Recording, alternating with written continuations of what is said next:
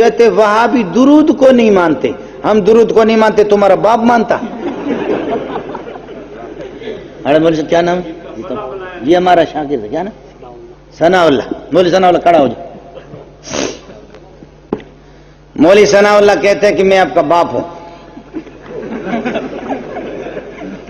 اور میں کہتا ہوں کہ بابا تو میرا باپ نہیں ہے. کل اخباروں میں دیکھیں کہ مولوی منظور کا کوئی باپ ہی نہیں, وہ اپنے باپ کو نہیں مانتا.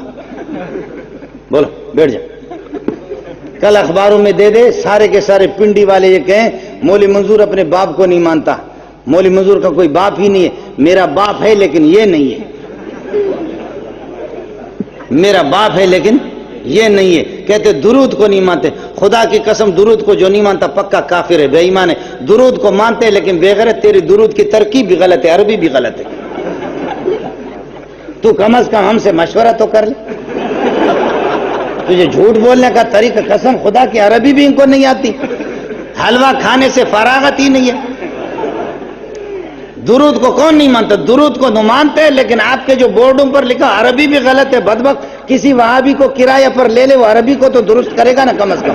تمہارے مولویوں کو خدا نے ایسے جاہل بنائے, بغیرتوں کو آتا ہی نہیں ہے کچھ. کم از کم ہمارے درجہ ثالث رابعہ کے تعلیم القرآن کا کوئی طالب علم لے لو, کم از کم اس کی عربی کو تو ٹھیک کرے گا. عربی میں عرض کر رہا ہوں کہ ادھر سے بولو, ادھر سے ان کی اذان, وہ جو ایک صلاۃ و سلام پڑھے گا تو 70 کا ثواب ملے گا. لیکن رمضان میں جیسے دیوبندی اذان دیتے, بریلوی بھی اذان, صلاۃ و سلام کچھ بھی نہیں ہے. اس لیے کہ بھوک لگی ہے بدبخت کو.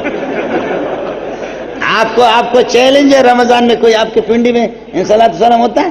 نہیں ہوتا, اذان سے پہلے نہیں ہوتا. اور بعض تو کرتے بھی ہے, وہاں پر پھر لاؤڈ اسپیکر اندر مؤذن نے کمرے میں رکھا, ادھر سے ایک لقمہ لے کر کے صلاۃ و سلام لے کے یا رسول اللہ. یہ تو کرے گا رمضان میں. تو یہی ہے نا, آپ گولی برساؤ, چاہے آندھی ہو یا طوفان ہو, دفعہ 144 بھی لگے, کوئی ماں کا لال کسی مسجد کی اذان کو بند نہیں کر سکتا. خدا بتاتا ہے کہ سنت کا راستہ کوئی روکنے والا نہیں ہے. جھوٹ تو معمولی بات پر رک جاتا ہے.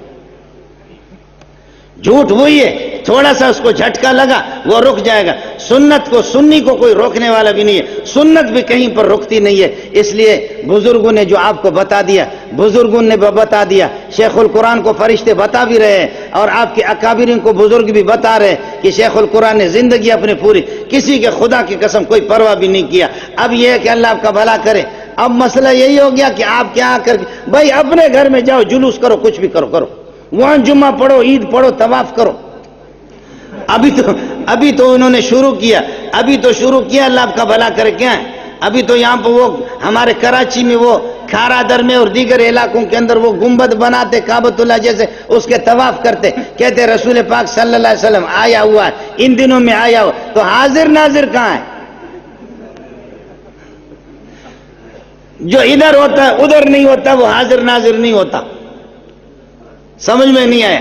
اور ہمارے حضرت تو شیخ الاسلام ناچو خان, ہاں آپ نے دیکھا نا, وہ رقص بھی کرتا ہے نا, ترکی میں جاتا تو وہ رقص بھی کرتا. حضرت علامہ شیخ الاسلام, میں نے اس کا نام رکھا ناچو خان. سمجھے, دیکھا ناچتا بھی ہے. تو شیخ الاسلام ہے, خدا کی قسم آپ کو کہہ کر کے کہہ رہا ہوں, آپ کے بریلوی بھی دیکھ لیں, دیوبندی بھی دیکھ لے, اہل حدیث بھی دیکھ لے, الو کا پٹا تو ایک صفحہ قرآن کی ترکیب کر کے دکھا دے, مجھ سے پوچھ لے. اگر نہیں بتایا گولی مار دیں, ورنہ تیرا منہ کالا کریں گے. تو شیخ الاسلام بنا, ایسا شیخ الاسلام بننا آسان ہے؟ شیخ الاسلام ایسے شیخ الاسلام. میں آج لوگوں کو بتا رہا تھا, پیرا نمے پرند مریداں آہارا میں پرادن. پیر خود اڑتا نہیں ہے, مریدوں کو CNG بھر کر کے اڑا دیتا. مرید پمپ لگا کر کے ہر ایک کو. پاکستان کا علاقہ بھی اس قسم کا ہے, اللہ آپ کا بھلا کرے. یہاں کوئی بھی بدبخت آتا ہے, لوگ اس کے پیچھے لگ جاتے ہیں, اللہ آپ کا بھلا کرے. وہاں ہمارے ایک پٹھان نے, پشین کے پٹھان نے دعویٰ کیا میں نبی ہوں اور مہدی ہوں.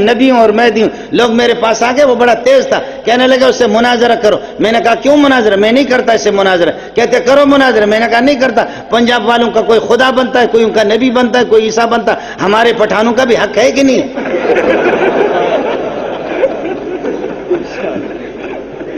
ہم نے کہا بلوچستان نے کیا ظلم کیا؟ بلوچستان میں بھی کیا ہے, بلوچستان میں بھی کوئی نبی ہونا چاہیے نا. یہ آپ کے یہاں پر اصغر علی نے پنڈی میں دعویٰ کیا نبی نبوت کا. اصغر علی نے, میں نے آ کر پنڈی والوں کو کہا, مجھے بلایا, میں نے کہا اگر نبی سچا تو تم سارے کے سارے صحابی بن گئے. نبی تمہارا سچا ہے تو اس لیے کہ نبی کو جو دیکھتا ہے وہ کون ہوتا ہے.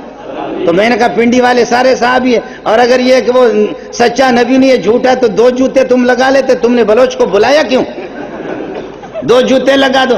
اور وہ ہو کر کے بوڑھا ہو گیا. بے غیرت کو پتہ بھی اتنا نہیں ہے کہ نبوت 40 سال پہ ملتی ہے, اور وہ 70 سال کے بعد قبضی ہو گئے, پیٹ بند ہو گیا, کہتے میں نبی ہوں. اس کے لیے قبض کشا 2-3 گولیاں لے لو, پیٹ کھل جائے گا. اس میں نبوت کی دعویٰ کرنے کی ضرورت کیا ہے؟ پیر ماہم روز دعوی نبوت کردست, پیر ماہم روز دعوی نبوت کردست, پیر ماہم روز دعوی نبوت کردست, سال دیگر گر خدا خواهد شدن. پیر ماہم روز دعوی نبوت کردست, سال دیگر گر خدا خواهد شدن. اس دفعہ مولوی صاحب نے نبوت کا دعویٰ کیا ہے. ترقی کا زمانہ, اللہ نے چاہا اگلے سال مولوی صاحب خدا بنے گا. وہ ایک آدمی نے کہا کہ میں خدا ہوں, میں خدا ہوں.